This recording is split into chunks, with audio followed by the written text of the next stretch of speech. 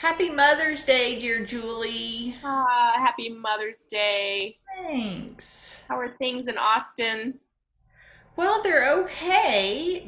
Weather-wise, it's not too hot, but nice enough to be outside. Good. We've had a nice Mother's Day at home with some gifts and movies. Yeah. Yeah, One of the two sons is home with us, so it's been nice. good. Not How bad about for pandemic 2020, huh? you? Yeah, everything is alternative right now. Yeah. Everybody in my family is healthy, but we're definitely, apart.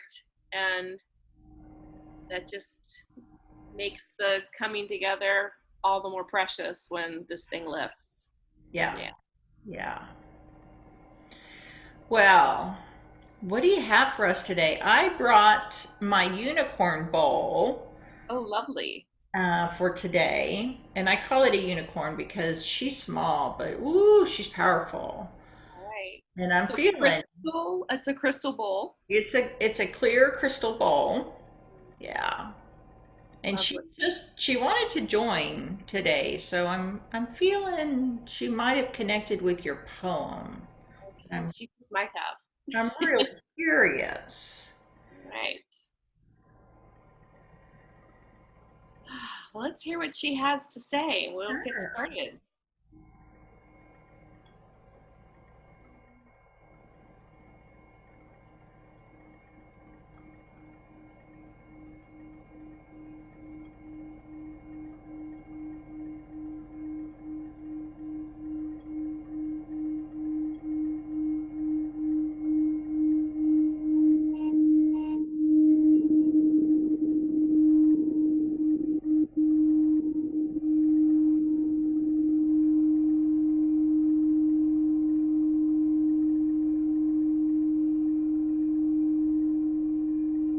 Hmm.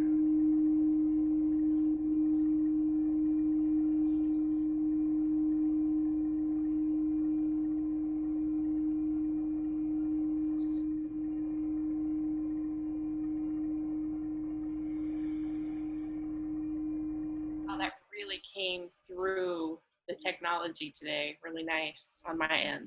Yeah, Oh, sweet. that's lovely. So, the poem that found me today is a little bit different than anything that I have shared so far, and a little bit different than anything I would naturally, I would say, be like gravitate towards. So, Uh-huh. but it hooked me right away by this poet who is also a fiction writer. And what I love about his talent, well, there's many things, but something that I recognized right away about his talent is that he marries like folklore, the concepts that he grew up hearing from the women in his family line. Sort of his first language is not English. And the women in his family line were pretty much the ones who raised him. And so storytelling was very prominent in the family that he happens to come from. And so he's a master storyteller as a result of just soaking these stories up as a little boy. And he also loves the English language. And he sort of sees English, the words in the language, as almost objects in themselves. And Hmm. part of that is because he is dyslexic. He grew up with these learning differences as a child, and he was very fortunate as a kid who ends up here in the United States from his home country of Vietnam, Hmm. um, which in itself is an odyssey. I'll share a little bit about that in a minute. But he ends up in a public school system in Hartford, Connecticut, and gets, it sounds like, a magical ESL, English as a second language teacher, to help him with his English, with his skills. And so as he's learning to read, she's like in his ear, sounding out the words that he's Hmm. seeing on the paper. And he's seeing these words as like words within words, and these like bubble images sort of. But it the connection that he had with this teacher was very powerful, very life changing, very life affirming. And he Mm-hmm. credits her with why he became such a lover of words. And he would not have been classified as a good student. I don't think he ever did well in traditional school in the US, but he did become a lover of words and eventually became a poet and an author. So he comes out of a very interesting family dynamic.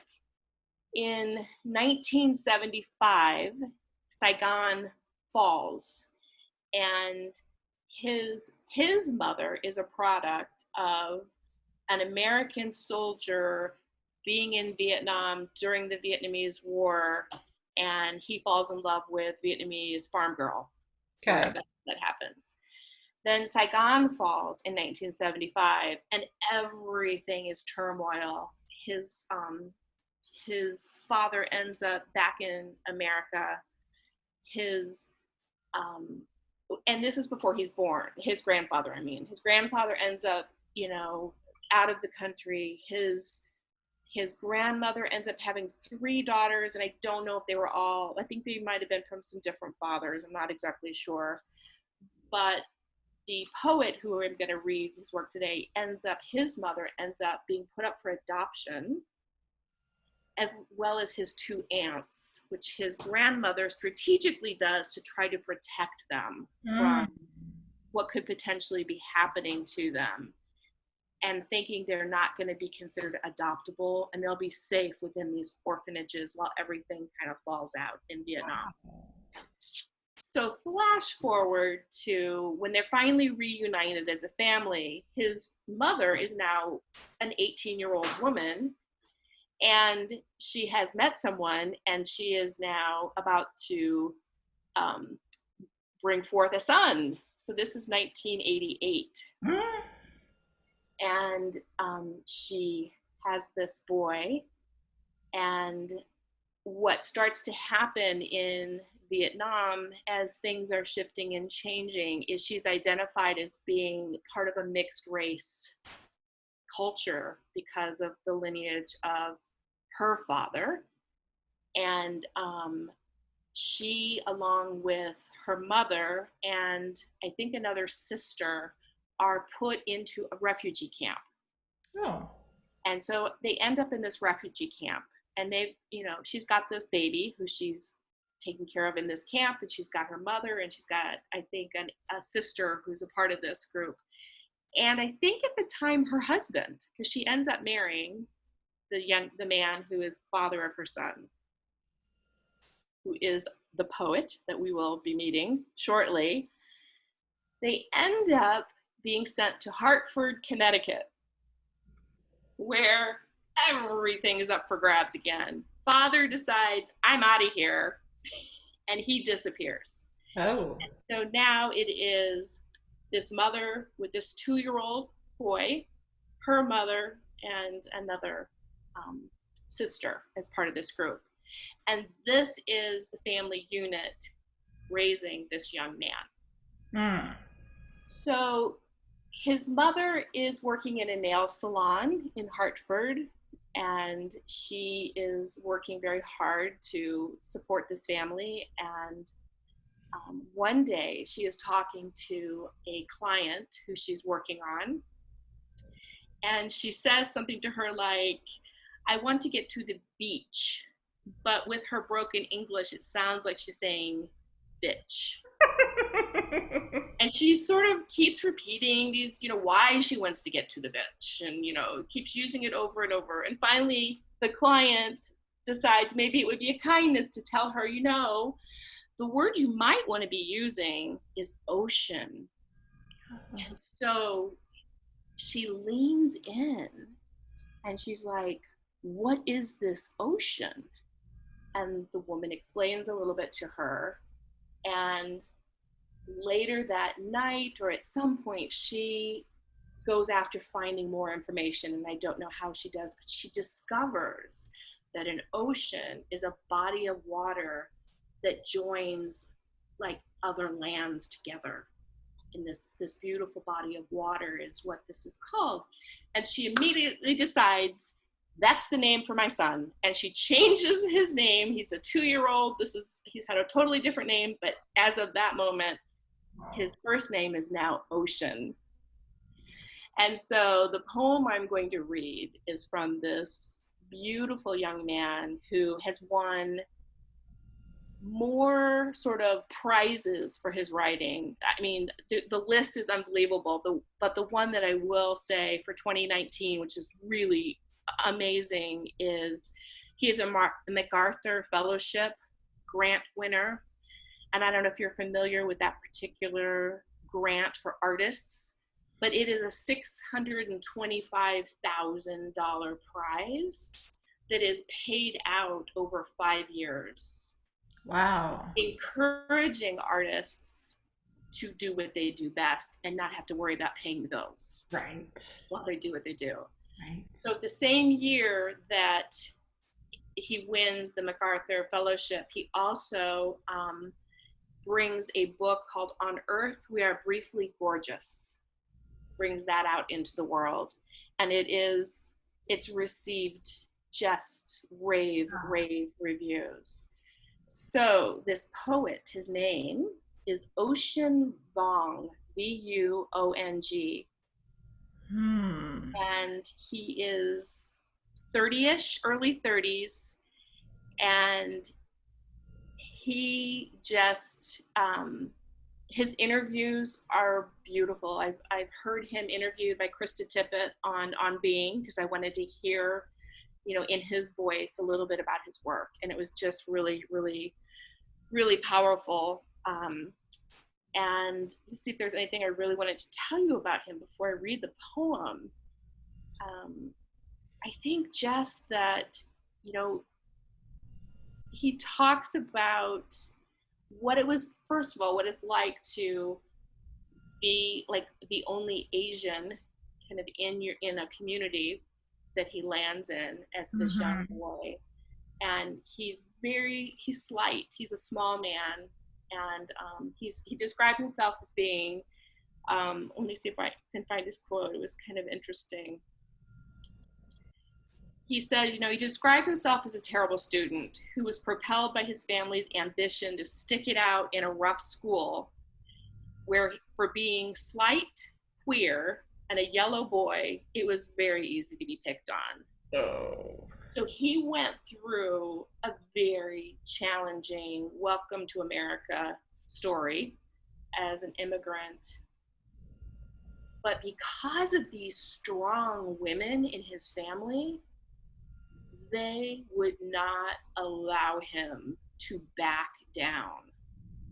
They were on him constantly to do better, to not be sad, to tough it out, to sort of, get in there and go after the American dream, and he carved out for himself this little world of words and story, and has masterfully crafted for himself this really beautiful life of being a writer who can take care of himself. And one of the proudest moments that he references is what it felt like to be able to buy his mother a home.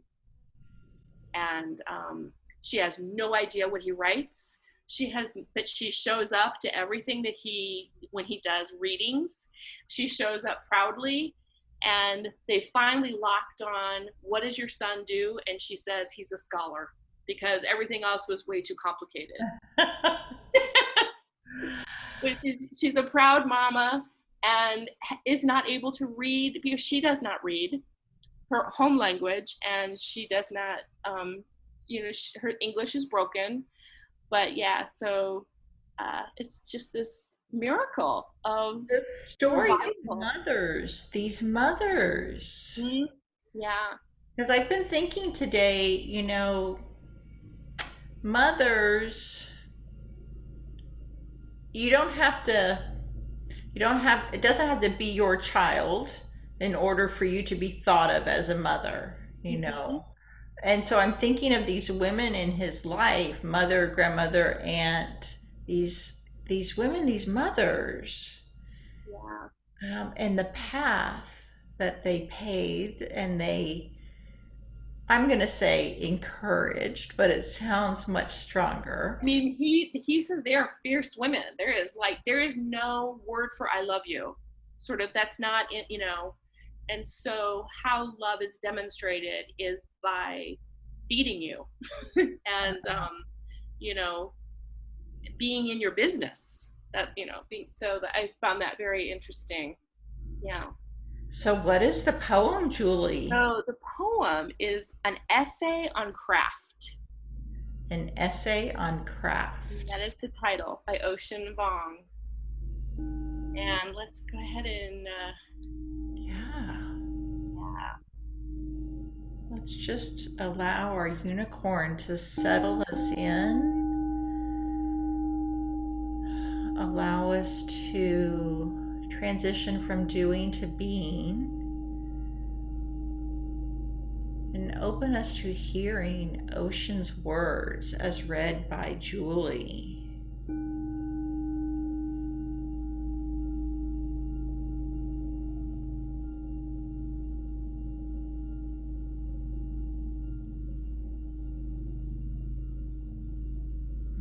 Because the butterfly's yellow wing, flickering in black mud, was a word stranded by its language.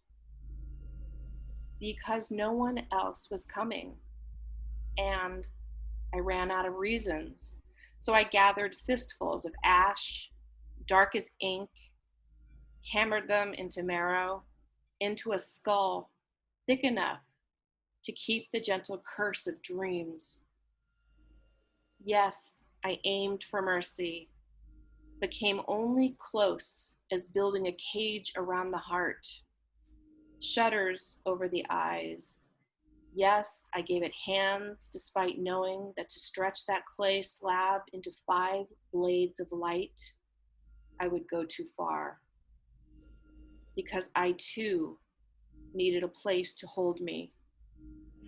So I dipped my fingers back into the fire, pried the lower face open until the wound widened into a throat, until every leaf shook silver with that god awful scream, and I was done, and I was human.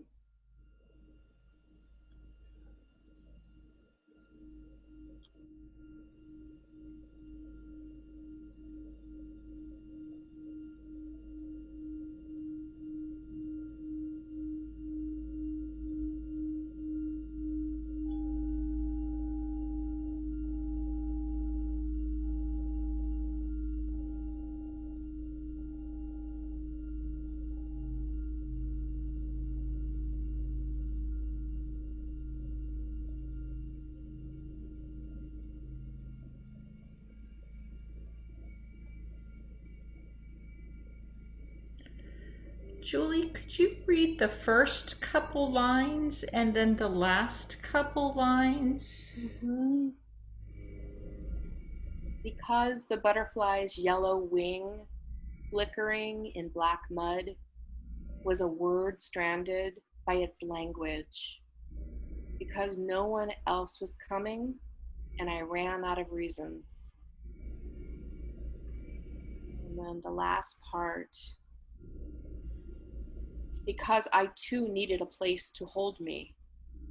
So I dipped my fingers back into the fire, pried open the lower face until the wound widened into a throat, until every leaf shook silver with that god awful scream, and I was done, and it was human.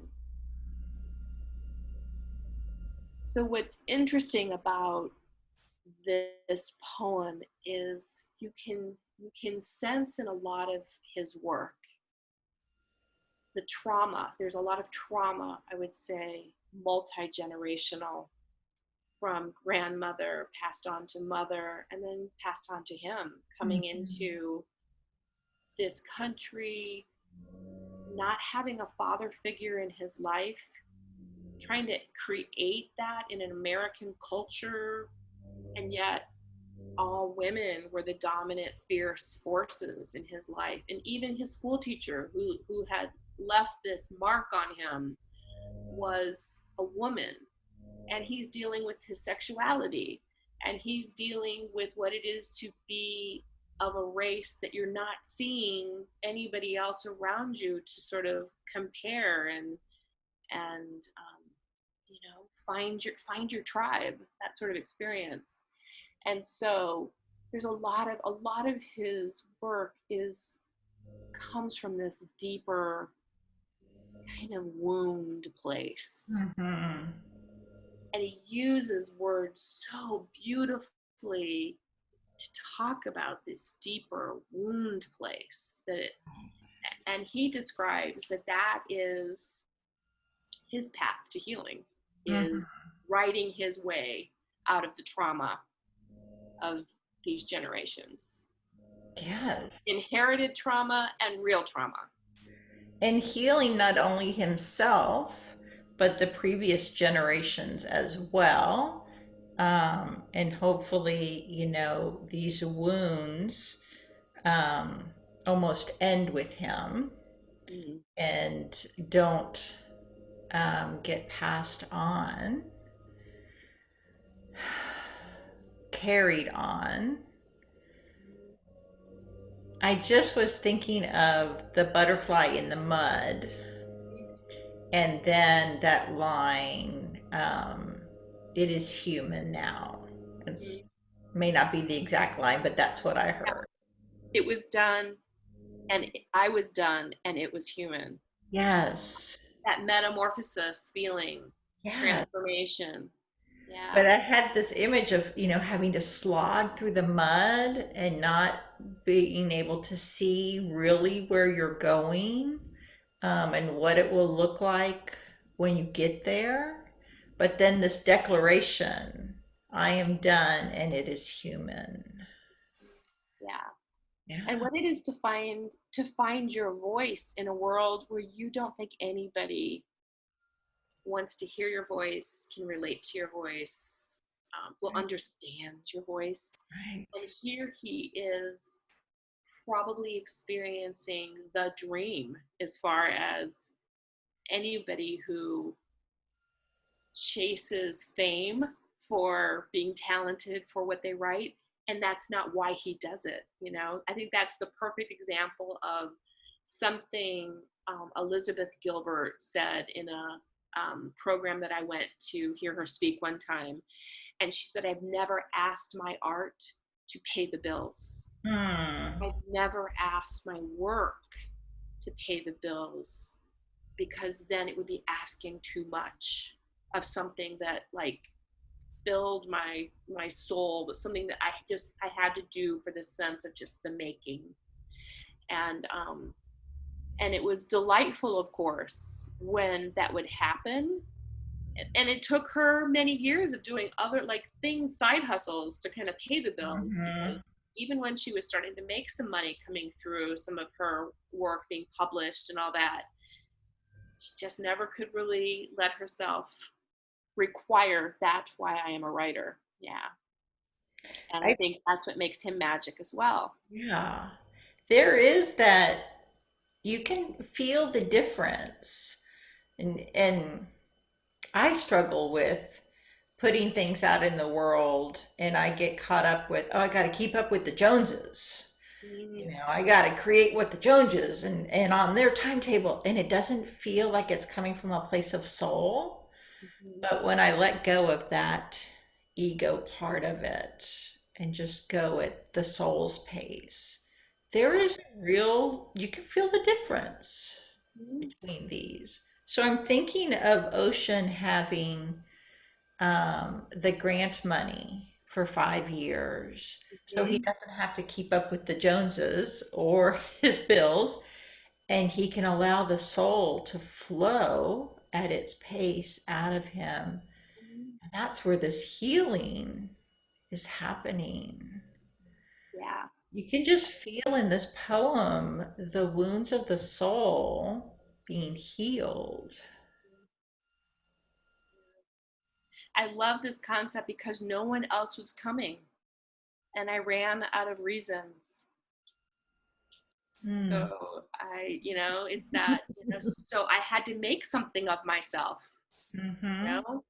And the line where he says, so I dipped my fingers back into the fire, like you have to sometimes go back into the places that you just, scare you the most or you just don't know. But I dipped my fingers back into the fire, pried open the lower face until the wound widened into a throat, until every leaf shook silver with that god awful scream, and I was done. It was human. That like finding your voice Mm-hmm. can be a truly sort of painful excavation.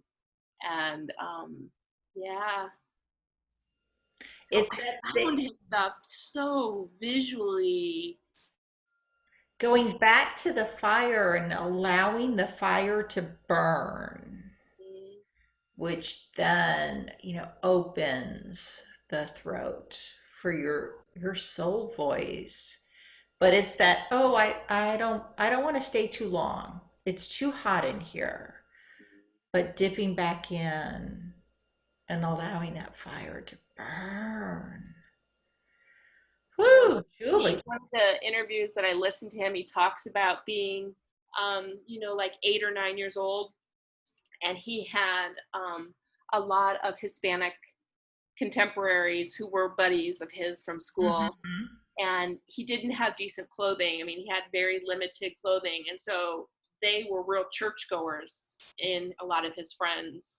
And he was allowed to go to church with these kids if he wore church clothes. And so a lot of his buddies would outfit him in their clothes to make sure, because, they wanted him to come along for the fun. And so here he is, like, this 8 or 9 year old boy, and he's going to church with his friends, and it's the first time he hears this epic story of Noah and the ark. And he credits that biblical story as being the story that sort of like secured in his mind, like, I want to write great stories like that. Oh man. Want to tell epic tales like that, creation stories. What would you do? What would you take with you if, you only have a certain amount of time to get prepared, those kind of stories Wow. that I'm sure it's a direct relation to going through that with, you've got to pack up because you got to be out of here in 45 minutes. What do you take with you? What do you take? And another story that he shared that I thought was really a sweet story, because I saw the jacket inside cover of On Earth We Are Briefly Gorgeous. That is his memoir that came out in 2019. It's been a huge runaway hit.